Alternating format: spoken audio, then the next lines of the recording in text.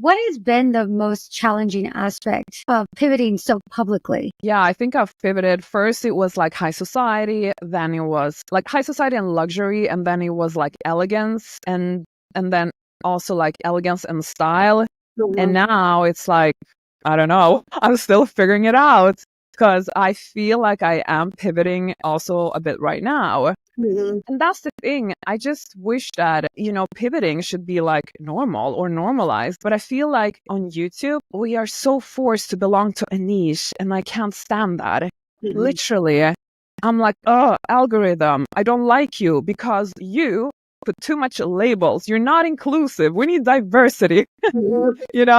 We need to be able to really, I think, cater to all our interests. Now, I know our audience might not be interested in everything that we are interested in. I get it.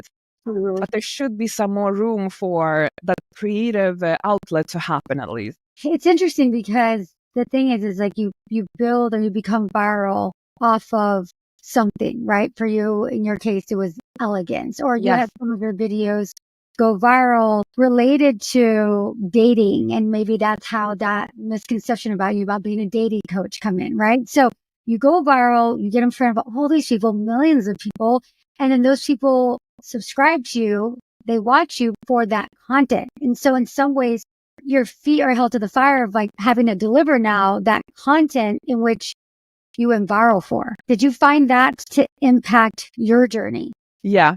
I must say it did impact me. I feel somehow in a negative way, actually. Because, when you go viral, let's say under the label of elegance or the category of elegance, then you have to create more of that if you want to have growth on your channel, right?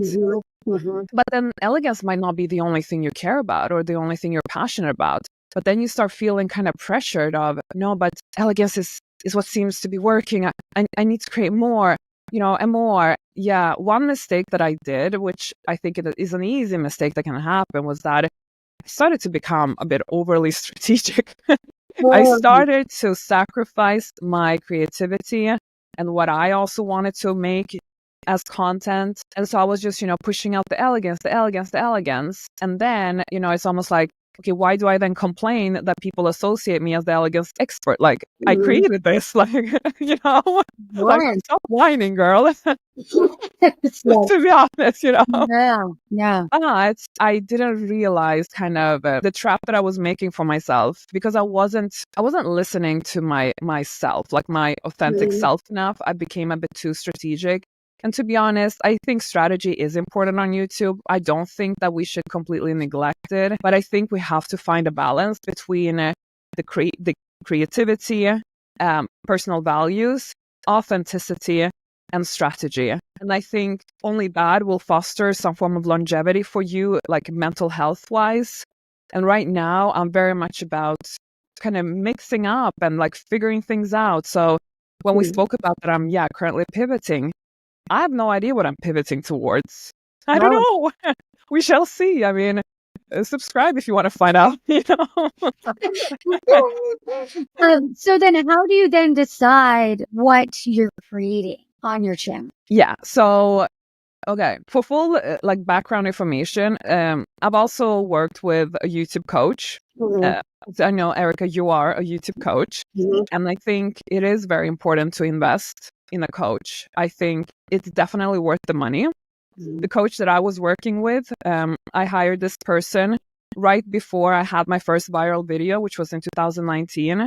So I really do think that helped.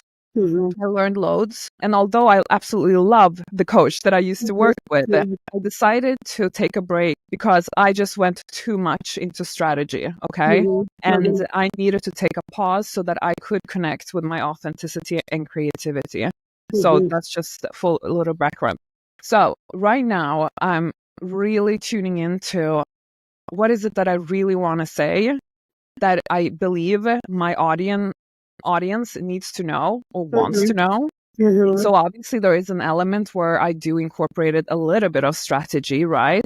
But due to the fact that, with the YouTube, it's, the constant ebb and flow, like you talk about here on the podcast. It's also ebb and flow for me, even though I have 1.8 or whatever million subscribers, it's going to be ebb and flow for all of us, right? We're all in the same boat with ebb and flow.